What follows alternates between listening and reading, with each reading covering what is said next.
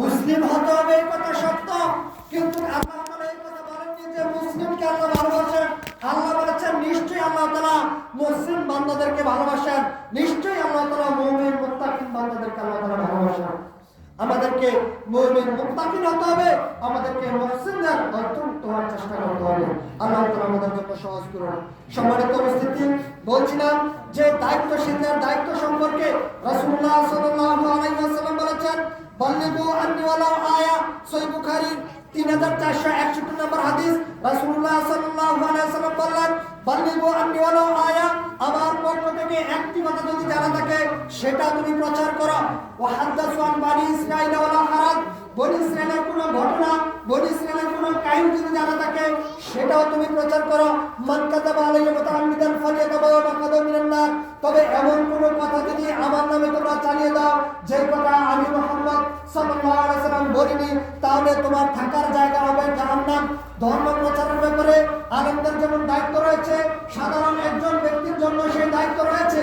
ধর্ম প্রচারের ব্যাপারে সাধারণ একজন মানুষেরও দায়িত্ব রয়েছে।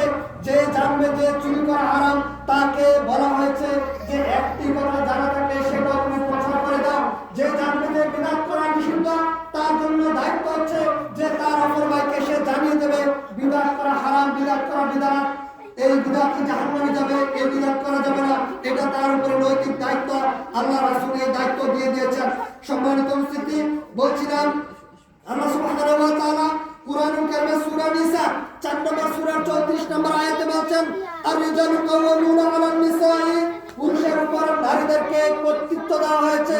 আল্লাহ তাআলা বলছেন, আর-রিজালু কাওয়ামুনা আলান নিসাই, পুরুষদের উপরে নারীদেরকে কর্তৃত্ব দেওয়া হয়েছে।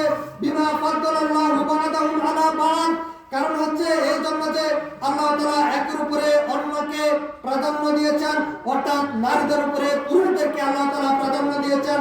ওয়া বিমা আনফাকু মিন আমওয়ালিহিম, এবং তাদের যেই অর্থ সম্পদ রয়েছে, ধন সম্পদ রয়েছে, এগুলোর উপরে নারীদের হক রয়েছে, তাদের ভরণ পোষণের হক রয়েছে, এদের জন্য তা থেকে তারা ব্যয় করবে। আল্লাহ তাআলা সূরা নিসার 34 নম্বর আয়াতে বলেছেন, রাসূলুল্লাহ সাল্লাল্লাহু আলাইহি ওয়াসাল্লাম বলেছেন, ইন্নাল্লাহা সাইলুন, নিশ্চয়ই আল্লাহ তাআলা জিজ্ঞেস করবেন।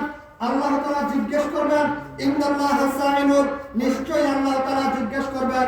দায়িত্বশীল ব্যক্তি জিজ্ঞাসিত হবে। আল্লাহর নবী বলেছেন, আল্লাহ রাসূল সাল্লাল্লাহু আলাইহি ওয়াসাল্লাম বলেছেন, ইন্নাল্লাহা সাইলুন, নিশ্চয়ই তুমি জিজ্ঞাসিত হবে। কুল্লু রাইন, প্রত্যেক দায়িত্বশীল ব্যক্তি যে তার দায়িত্ব পালন করেছিল, আম্মাস্তারহু হাফিজা যালিকা আম দাইয়াহু, সে তার সংরক্ষণ করেছিল নাকি তা অবহেলা করেছে, সে কি তা সংরক্ষণ করেছে নাকি তা অবহেলা করেছে। হাত্তা ইউসআলার রাজুলু আন আহলি বাইতিহি, এমনকি আল্লাহ রাসূল বলেছেন একজন পুরুষকে তার পরিবার সম্পর্কে জিজ্ঞেস করা হবে, তার আহার পরিবার সম্পর্কে জিজ্ঞেস করা হবে, সে তার দায়িত্বগুলি কতটুকু আদায় করেছে এই ব্যাপারে জিজ্ঞেস করা হবে। আল্লাহ রাসূল সাল্লাল্লাহু আলাইহি ওয়াসাল্লাম বললেন, অন্য আরেক হাদিসে রাসূলুল্লাহ সাল্লাল্লাহু আলাইহি ওয়াসাল্লাম বলেছেন, আল-আব্দুল্লাহ ইবনে আমর রাদিয়াল্লাহু তাআলা আনহু قال رسول الله صلى الله عليه وسلم أن رسول الله صلى الله عليه وسلم قال ألا كلكم راع। আব্দুল্লাহ ইবনে আমর রাদিয়াল্লাহু তাআলা আনহু বলেন, রাসূলুল্লাহ সাল্লাল্লাহু আলাইহি ওয়াসাল্লাম বললেন, আলা কুল্লুকুম রাঈন, ওহে শুনে রাখো যে তোমরা প্রত্যেকেই হচ্ছো দায়িত্বশীল। আলা কুল্লুকুম রাঈন, তোমরা প্রত্যেকেই হচ্ছো দায়িত্বশীল। ওয়া কুল্লুকুম মাসউলুন আন রাইয়াতিহি, আর তোমাদের প্রত্যেককে তার দায়িত্ব সম্পর্কে জিজ্ঞেস করা হবে। ফাল ইমামুল্লাযী আলান নাসি রাঈন, জনগণের উপরে, সাধারণ মানুষদের উপরে দায়িত্বশীল যারা রয়েছে, আল্লাহর নবী বলেছেন